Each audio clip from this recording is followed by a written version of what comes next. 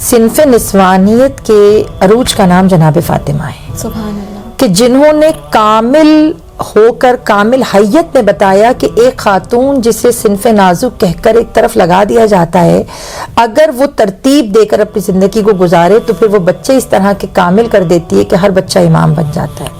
اور امام خمینی کا یہاں پہ میں ایک کوٹ ضرور کوٹ کروں گی۔ امام خمینی فرماتے ہیں کہ جناب فاطمہ وہ ہستی ہیں جو مٹی کے کچے صحن میں آئمہ پال دیں۔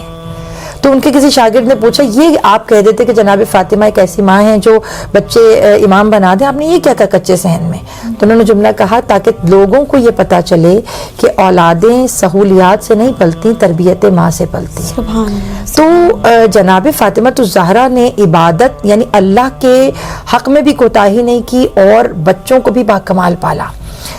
بی بی کا ایک قول ہے، بی بی کہتی ہے جو پروردگار کے حق میں کوتاہی نہیں کرتا اللہ اس کے حق میں کوتاہی نہیں کرتا۔